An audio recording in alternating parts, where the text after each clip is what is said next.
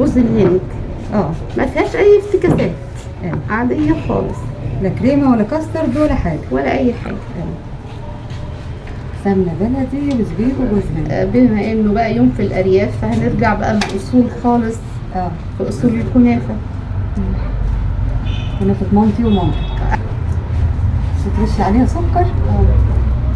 ترشيه عادي كده ولا بتحبي تحطيه بودر؟ انا بحبه عادي. سواعي عادي وسواعي بودر يعني المتاح. بس هو يعني العادي كويس. ايوه احسن، بيديها لون حلو وهي بتستوي في الفرن كده، كرمله حلو.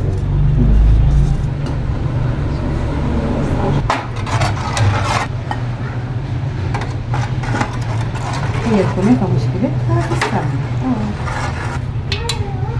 شايفه الكميه.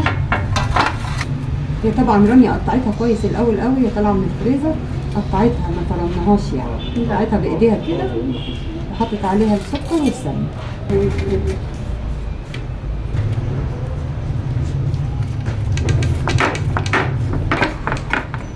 بس انت عليكي كنافه بلبن كمان بالمانجا دقتها تحفه. تحفه.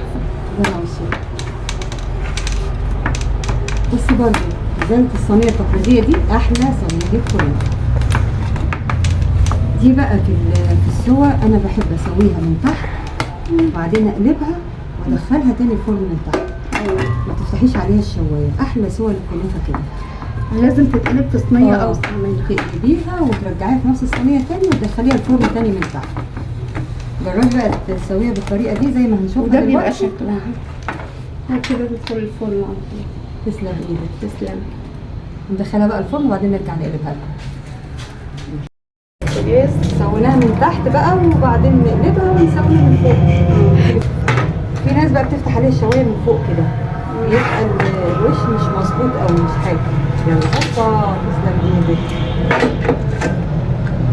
حاسبي صحنك. ما شاء الله. ما شاء الله. الله تسلم ايدك. نحط لها بقى شويه سمنه. هي بقى الكنافه مشكلتها زي ما بقول لك في السمنه، بتاخد كتير قوي. انت حطيتي قد ايه؟ احنا دلوقتي عاملين كيلو الا ربع كنافه. حطيتي سكر قد ايه تقريبا؟ كام معلقه كده؟ تقريبا كوبايتين سكر وكوبايتين ميه. ده للشربات. وبردتيه بقى دلوقتي. دلوقتي. لا رشيتي على الكنافه قد ايه سكر؟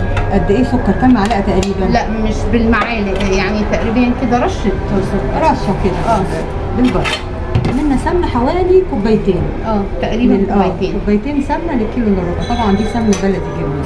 هناخدها بقى نوديها الفرن تاني من تحت لحد ما تاخد نفس اللون من تحت. وخلاص على كده نجيبها لكم بقى نسقيها الشربات. ولا حاجه، عملنا صينيه كنافه تقليديه بتاعت امهاتنا. السمنه البلدي بالزبيب وجوز الهند وبس.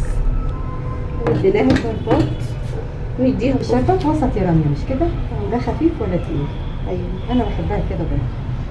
نسقي الشربات بقى. الشربات بارد والصينيه سخنه. كفايه يا رانيا؟ بس كفايه. اهم حاجه نسقيها عشان تبقى متشبعه بالشربات كلها. تسلم ايدك. طلع تحفه.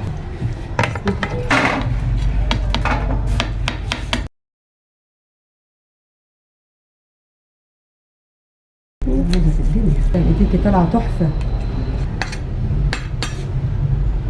الف هنا وشفا.